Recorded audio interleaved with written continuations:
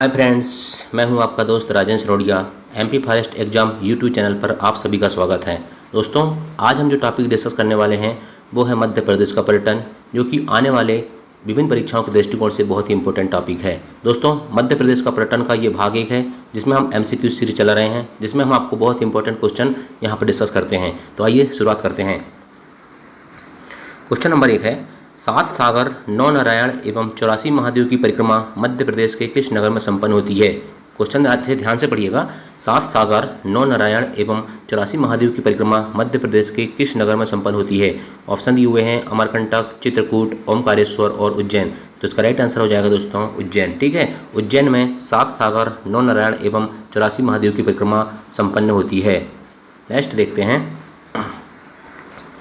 यदि आपसे कभी पूछे कि उज्जैन का प्राचीन नाम क्या था, ठीक है, तो याद रखना उज्जैन का प्राचीन नाम दोस्तों अवंतिका था। क्या था? अवंतिका या अवंती भी हो सकता है। ठीक है, जो ऑप्शन में दिए आप उसको राइट क्लिक करेंगे। ठीक है, तो उज्जैन का प्राचीन नाम अवंतिका था। उज्जैन किस नदी के तट पर स्थित है? ठीक है, तो याद रखना उज्जैन क्षिप्रा नदी के तट पर स्थित है। क्या? उज्जैन क्षिप्रा नदी के तट पर स्थित है। दोस्तों, आपको कमेंट बॉक्स पे कमेंट करके बताना है कि क्षिप्रा किसकी सहायक नदी है। ठीक है, नेक्स्ट क्वेश्चन देखते हैं। सांची का स्तूप किस जिले में स्थित है? ऑप्शन दिए हुए हैं विदिशा, सीहोर, रायसेन और भोपाल। तो याद रखना दोस्तों, सांची का जो स्तूप है वो रायसेन जिले में स्थित है। कहाँ पर स्थित है? सांची का स्तूप रायसेन जिले में स्थित है। ठीक है, यदि आपसे पूछे कि भारत का सबसे बड़ा स्तूप कौन सा है, तो याद रखना भारत का सबसे बड़ा स्तूप है सांची स्तूप। ठीक है, भारत का सबसे बड़ा स्तूप कौन सा है? सांची स्तूप है। सांची को यूनेस्को में कब शामिल किया गया, ये पूछ ले तो याद रखना 1989 में सांची को यूनेस्को की विश्व विरासत सूची में शामिल किया गया था। ठीक है, यदि आपसे पूछ ले सांची स्तूप का निर्माण किसने करवाया था, तो याद रखना सम्राट अशोक ने सांची स्तूप का निर्माण कराया था। किसने करवाया था? सम्राट अशोक ने सांची स्तूप का निर्माण करवाया था। और किसके कहने पर करवाया था?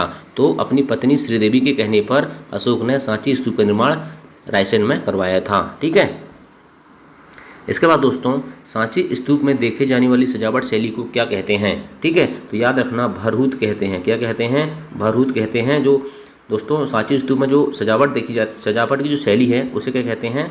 भरहुत कहते हैं। तो कमेंट बॉक्स पे आप हमें कमेंट करके बताएं दोस्तों भरहुत स्तूप कहाँ पर है। ठीक है, यदि आपसे कभी पूछे कि सांची स्तूप के शिलालेख किस लिपि में लिखे गए हैं, ठीक है, तो याद रखना दोस्तों ब्राह्मी लिपि में लिखे गए हैं। कौन सी लिपि में लिखे गए हैं? ब्राह्मी लिपि में सांची स्तूप के शिलालेख लिखे गए हैं। सांची स्तूप की खोज किसने की थी? तो याद रखना दोस्तों सांची स्तूप की खोज दोस्तों 1818 में जनरल टेलर ने किया था। किसने किया था? जनरल टेलर ने 1818 में सांची स्तूप की खोज किया था। ठीक है, सांची स्तूप में किसकी अस्थियां रखी गई हैं? ठीक है, तो याद रखना सांची स्तूप में दोस्तों मोगदलायन, किसकी? मोगदलायन और सारीपुत्र, मोगदलायन और सारीपुत्र की अस्थियां रखी हुई हैं। ठीक है, मोगदलायन और सारीपुत्र की अस्थियां सांची स्तूप में रखी हुई हैं। ठीक है, अगर आपसे कभी पूछ ले कि सांची में स्तूप में अस्थि रखने का स्थान क्या कहलाता है, तो याद रखना हर्मिका कहलाता है। क्या कहलाता है? हर्मिका कहलाता है। स्तूप में अस्थि रखने का जो स्थान होता है दोस्तों उसे हर्मिका कहते हैं। और सांची का प्राचीन नाम क्या था?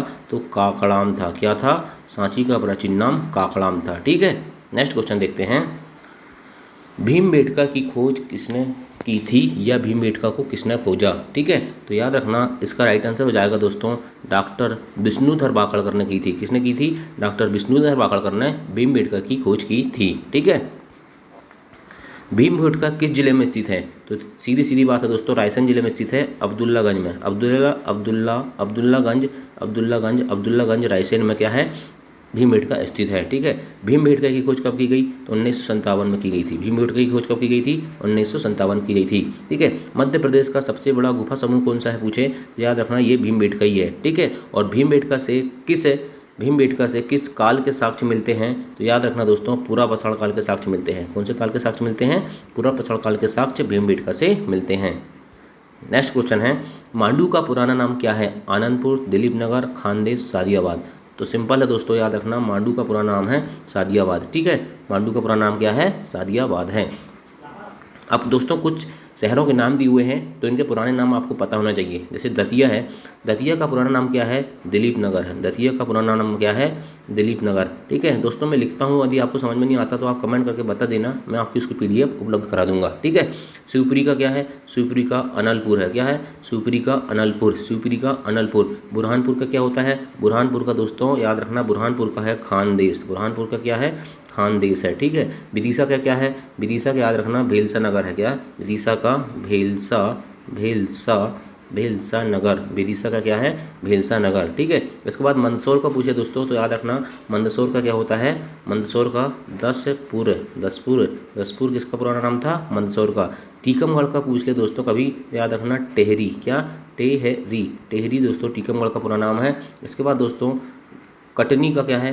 तो कटनी का याद रखना मुडवारा। क्या? कटनी का क्या है? मुडवारा। ठीक है। और दमोह का याद रखना तुंडीकर। क्या? दमोह का तुंडीकर। दमोह का तुंडीकर। ठीक है। दमोह का पूरा नाम तुंडीकर। तो याद रखना दोस्तों, दतिया का क्या है? दिलीप नगर। शिवपुरी का अनलपुर। बुरहानपुर का खानदेश। विदिशा का भेलसा नगर। मंदसौर का दसपुर। टीकमगढ़ का टेहरी। कटनी का मुडवारा और दमोह का टुंडीकर। ठीक है। नेक्स्ट क्वेश्चन देखते हैं। चंदेरी के पास 15वीं शताब्दी में निर्मित पुराने मदरसे को किस रूप में जाना जाता है? ऑप्शन दिए हुए हैं एरन, खिलजी, नौखंडा, ऊजर। तो इसका राइट आंसर हो जाएगा दोस्तों ऑप्शन नंबर डी, ऊजर। ठीक है।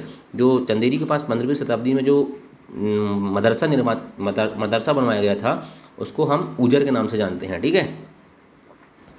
तो कुछ फैक्ट देखते हैं दोस्तों चंदेरी से संबंधित। चंदेरी किस नदी के किनारे स्थित है? यदि अभी कभी आपसे कोई पूछ ले तो चंदेरी किस नदी के किनारे पर स्थित है, तो याद रखना चंदेरी दोस्तों बेतवा नदी के किनारे स्थित है। चंदेरी कौन सी नदी के किनारे स्थित है? बेतवा नदी के किनारे स्थित है। ठीक है।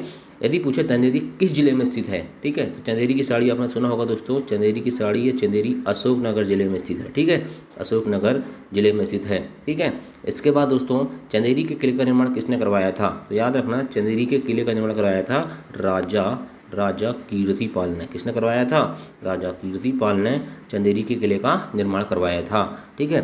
इसके बाद दोस्तों 32वीं बावड़ी, जोगेश्वरी देवी मंदिर, नौखंडा महल, हवा महल, बेजू बावरा की समाधि, ये सब दोस्तों कहाँ पर स्थित हैं? याद रखना ये सब कहाँ पर स्थित हैं? चंदेरी में स्थित हैं। बेजू बावरा की समाधि भी कहाँ है? चंदेरी में स्थित है।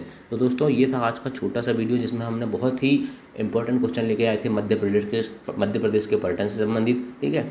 अगला वीडियो दोस्तों बहुत ही प्रॉपर वे में आएगा। ठीक है। बहुत अच्छे से आएगा। आपको यदि हमारा ये MCQ सीरीज़ पसंद आ रही है तो वीडियो को पसंद करें और हो सके तो एक बार कमेंट करें, क्योंकि ये मेरा एक नया YouTube चैनल है दोस्तों, मुझे पता ही नहीं चलता कि मेरा वीडियो कौन देख रहा है। हो सके तो बस आप कहाँ से देख रहे हैं, आप अपने शहर का या गाँव का नाम लिख के एक बार कमेंट में ज़रूर लिखें। Thank you. जय हिंद।